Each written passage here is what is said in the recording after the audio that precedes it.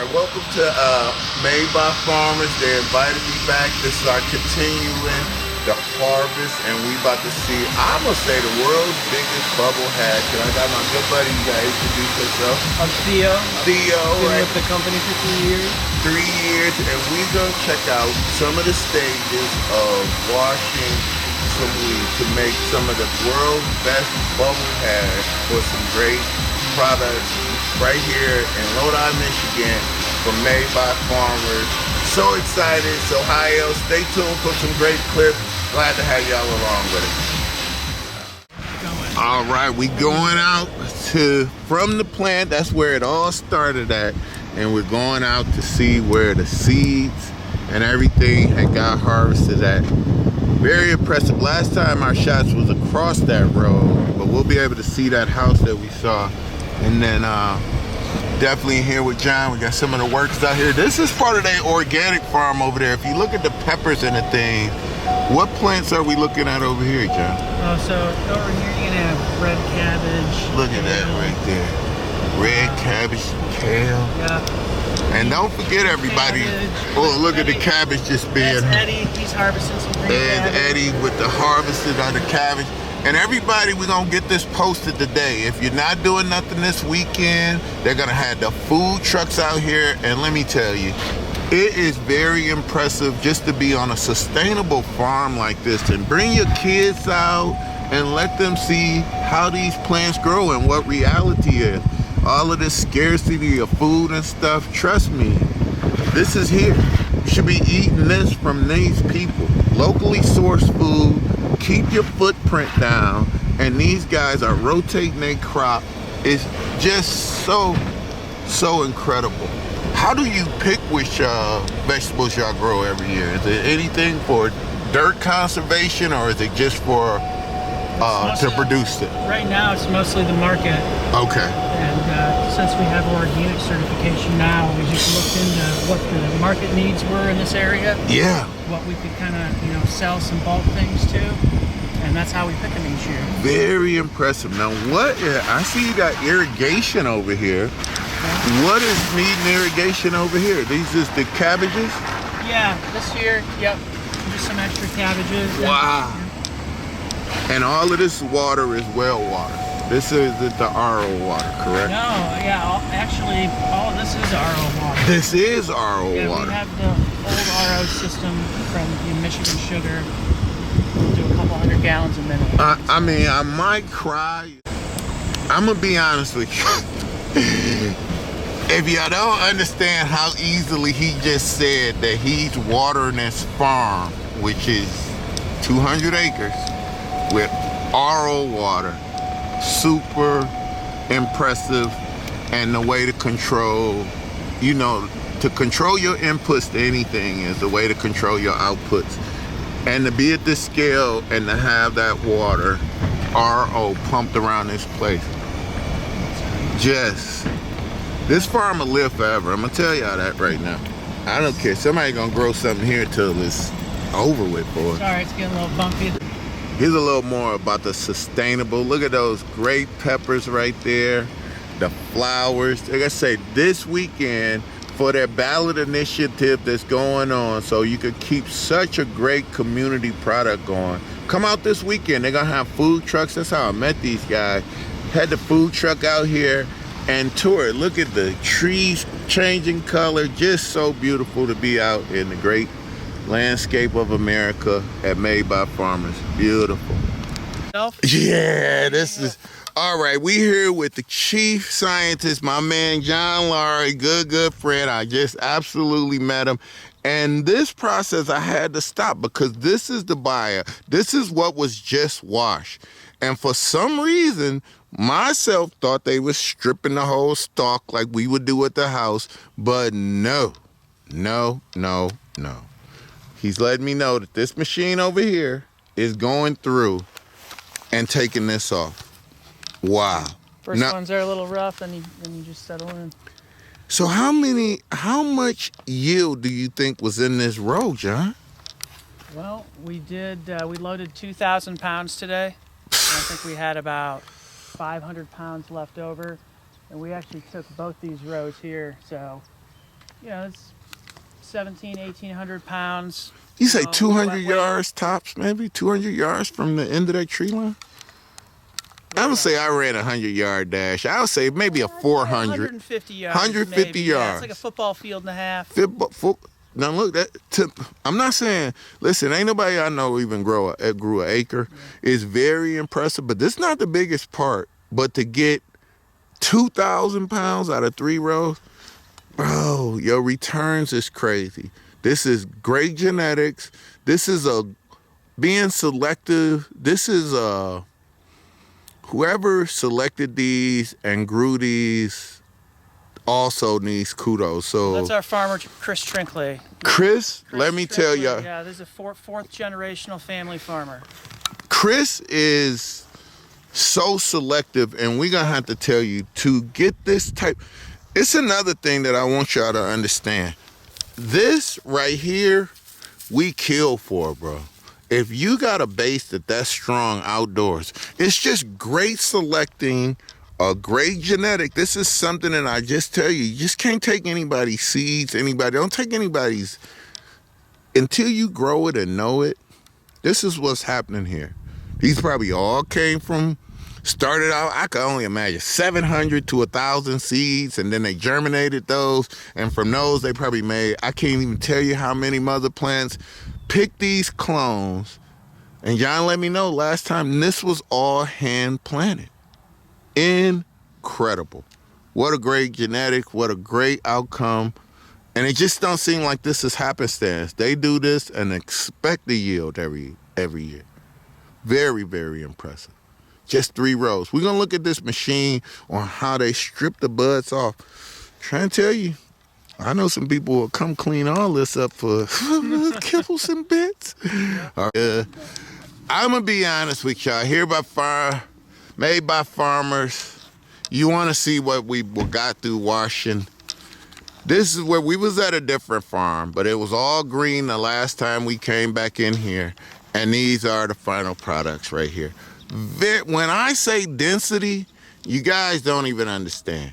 This, to be outdoors, we dream about this. And the brownish of the leaves indoors, we would probably pull all of these. These would be your longer fan leaves. They kind of just brush off, and you can see. I cannot, man, this shit. When I say sticky and fragrant to be in the field, fellas, I don't think y'all understand. I hope you can really understand the scale of what's going on out here. This is not even as big as plot. I think the other plot we was on is bigger, but you can just see the stages in this. You know, all you outdoor growers wondering what you trying to achieve, this is what you're trying to achieve. Completely outdoors, completely organic, and look at these genetics. This is crazy. You can't use this. I don't know. I'm somebody who's never at a loss for words, but I'm at a loss for words. I don't think you guys understand. When I say dense, I'm trying to tell you, it's like freaking a little baby football, bro. So if you want to see these 3 rows. All right, we on the Genie Boom with Nick, and we going up. Nick from Made by Farmers, and we are going through our little bubble hash on the biggest level you ever seen. Literally, we in a Genie Boom. If you don't know, got my lab coat on. We got a Made by Farmers, first class organization, doing everything to mediate all of the damages and everything. And this right here is our washer. Oh my God, this is amazing to look at. These screws over here this is after product. This is a churn. This look like they moving the biomass out. So impressive. Cannot wait to edit this. Look at the filtration system. What's that like? Ooh, these are our washing tanks, and literally we are in a Genie Boom going up. And don't worry, you can't scare me on this thing at all. at all. I go to the ceilings and change lights to make money. You know what those bags are we got here. Cody, you gotta edit the mess out of these videos.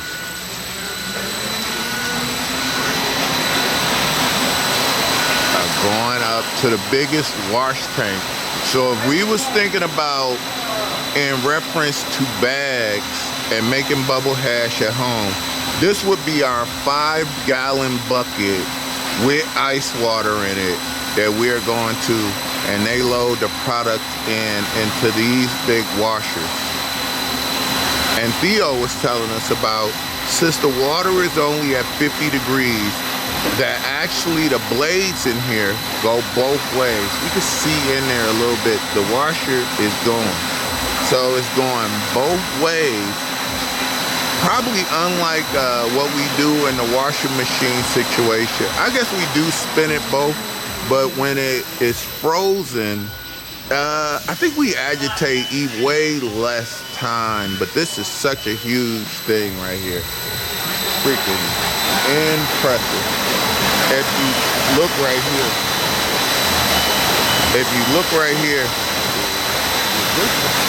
raise all the way up, I ain't scared. You ain't gonna scare me. You can't scare me on this thing. In there. If you look right in there, you can see right as the washing is going on. That is the dual agitation right in there. They're going back and forth.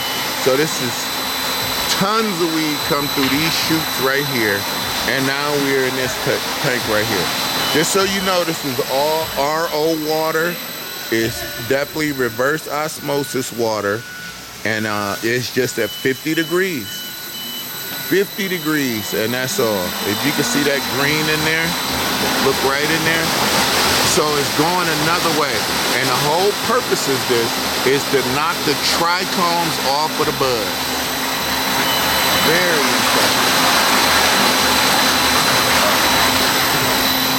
Very impressive. So how long do you normally run this one?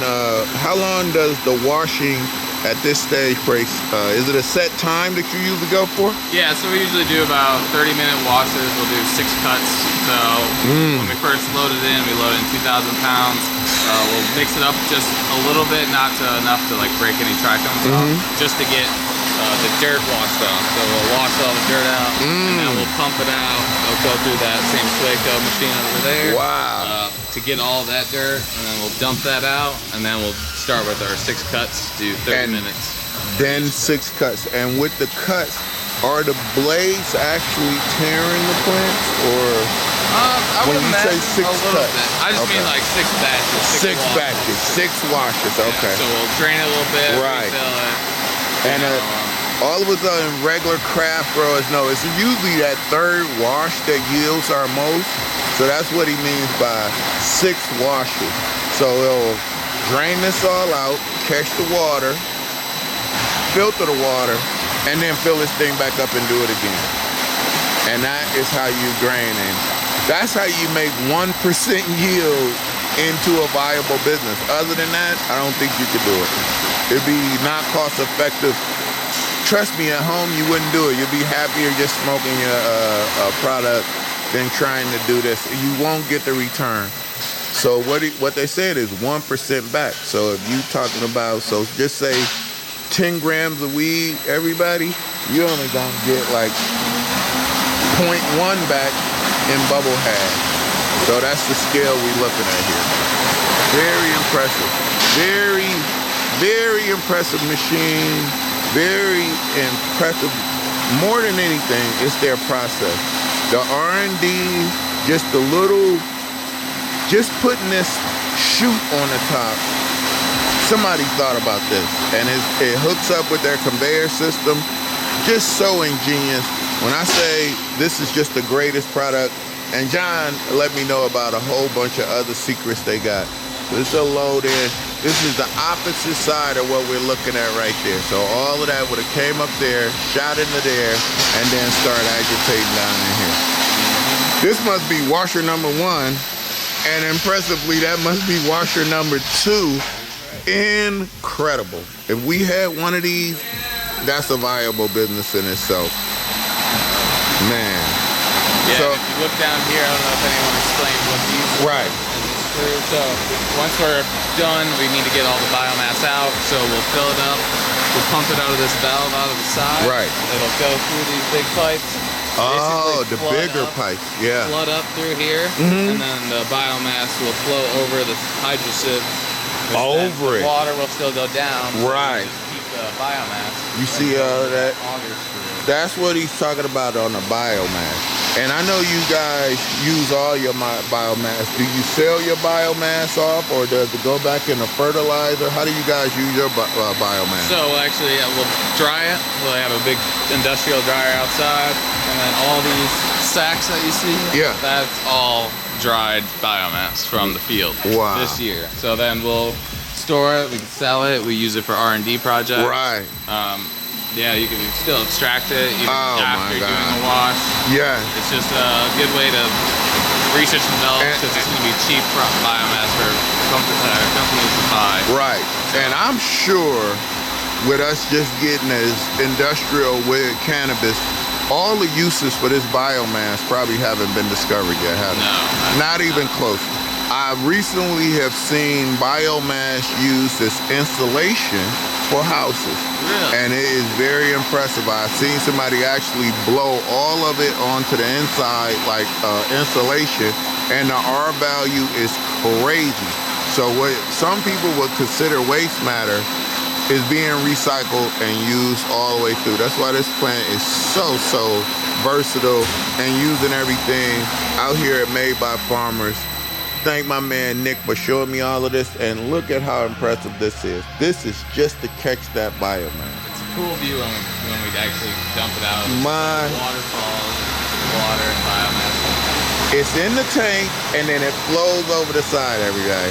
In the tank, and then that's what we're left with, that biomass. That screw will go along, and then it'll go up this screw. Oh yeah. And then it'll go into the and then it goes press. Yep. Which that will compress it, squeeze all the excess water out, and then it'll go into the totes, the extra biomass. Right. We'll dry that. Now how, and then when you drying it, are we drying it to get the dirt away from it, or just to make it a more usable product? We're drying it mainly for storage purposes. If there's any moisture, yeah, mold, it's right. Bad. Ah. So, yeah, do you think you have a lot of dirt, or you think you're done with the dirt over here? At this stage, yeah. At this stage, I think we're pretty much done with the dirt. Pretty much clean. Although when you do squeeze it out, it looks like dirt coming out. Oh yeah. But it's biomass. But it's biomass. A lot of people mistake that dirty color. Really, that's really green. If you look under the a microscope, it's very green. So that's a great operation. We was at. After all of this, going through the screws and everything, this is what we're left with. This is so looking like the best compost dirt you ever seen. It's ridiculous. It looked like some worms could grow in this, and it's hard to believe. I saw it drying outside. There's not this much dirt in this. This is impressive, because this looks like what Luna and a lot of composting, no-till growers, they get here through a longer process. This looks like straight compost that you would just add into your regular mix. I'm sure you can. Luna Dirt do it all the time. Shout out to Luna Dirt, 420 scene. I know y'all gonna be impressed with this.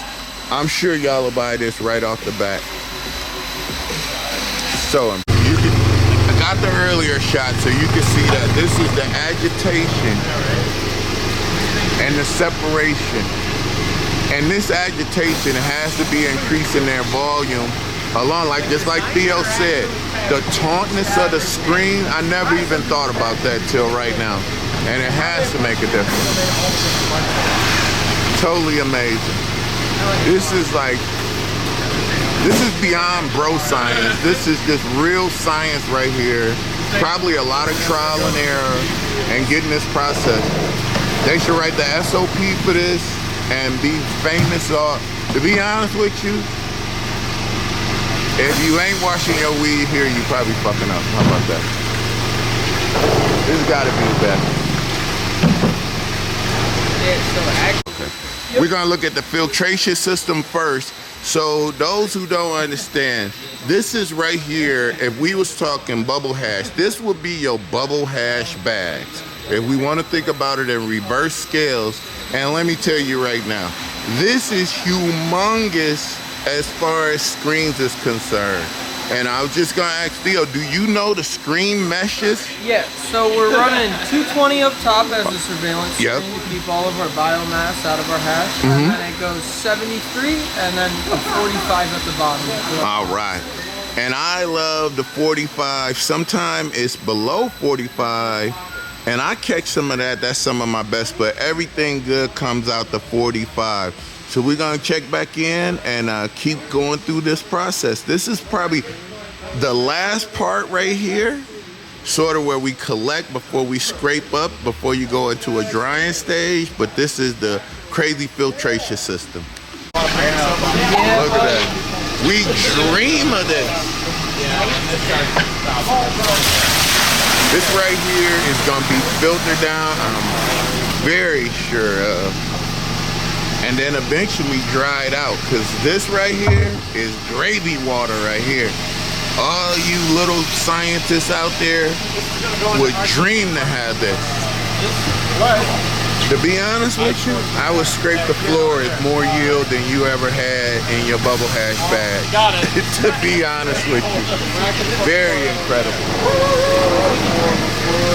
And Theo just was letting me know about the head grower and how he goes about growing this specific strain.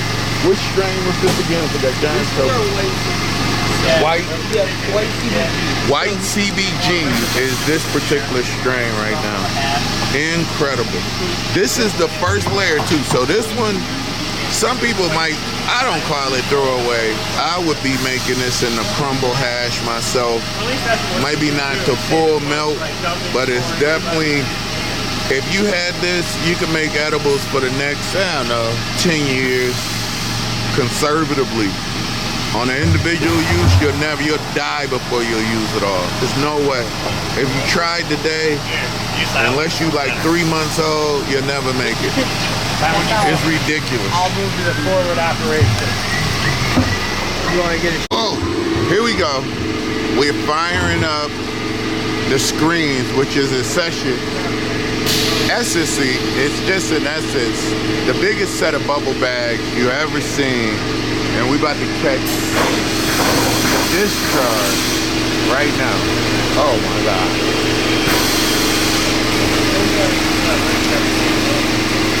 See how much this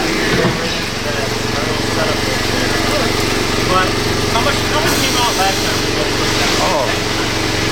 Slowed it down and yeah. I was saying It's like the tail end. So great. yeah. Bubble has gold. Oh my God. All right, now we're looking at the screen. Now you can see in there, oh, look at that in there. So this is the agitation from the mesh that we never do on bubble bag. So this rotation around the side, I hope you can see it. That's the gold. Those are the hash, which is in essence the trichomes off all of the tops of the weed. And this is so amazing to get this without freezing. Everybody told us all through the years that you had to freeze it. This is only at 50 degrees on the water temperature. So this is not fresh frozen. And it's so impressive to see this kind of yield. And they said they're only getting 1% back on the pound. Normally, that's not viable for us at home. 6 to 7 is minimum. The best I heard of is Hella Jelly by Humboldt County washes out at 20 to 23. But that's just like genetically grown for trichomes. So impressive. Look at that right there. Guys, 2 tablespoons of that, probably street value, I can't even tell you. Don't ask me, because it'll cost too much. Oh yeah, look at that right there. That right there, incredible. And the agitation, they are out patent this shit right here because I have never seen screens agitate ever. So you think this, and I'm out right here. This is perfect for me at home. I'll be happier than happy with 5 tablespoons of that off of 2 pounds, 3 pounds of trim. You might get a tablespoon of that. This is incredible right here. Beyond incredible. And that's just the secondary screen. We still got another screen to go in there. So impressive. Golly. This right here is screen mesh. If you put you got gloves on? Oh, I don't know. If you look at this, this is just a mesh, big circular mesh. And what this is doing is allowing all the water to go through. And this right here is heaven. When I say this is heaven, it's beyond heaven. This is very interesting also. Theo, with the concept of here, most of the time with bubble bags, we separate this. And I see you have offshoots to each different screen mesh. So each layer will kick off on its own individual layer, and we collect it individually. That way we're able to separate our cuts from one another. This is high end. For all us home bubble hash makers, this is a concept that we probably never even considered of. These guys just grow a great product. Their technology is through the roof. This is such a smart streamlining system. It's so impressive. I just can't say enough. So these are your screens. Once again, at the bottom is the 45. That's where all of the gold is gonna be. That's where we really go. But this stuff up here is still very, very usable for a lot of different products, especially like when you're catching the CBDG and different things with great products, that still be good. The difference here is just like Theo said, more biomass at the top screens and less at the bottom. So this is the most industrial bubble bags that you ever see in your life. Just another part of this incredible operation. Nick just let me know that this is the nitro freeze. So as much as if they chose to, man, I don't know why people ain't shipping truckloads of product over here and paying them whatever they want, because that is very, very impressive. That's more accustomed to what we would look like as the craft guys want to get the coldness to freeze the trichomes off. That's what we will be doing that. And they are using nitrogen, right? Correct. Oh, so impressive. Man, and look at those racks in that. I'm trying to tell you, you see, I saw the freeze dryer over there, but this is on beyond steroid.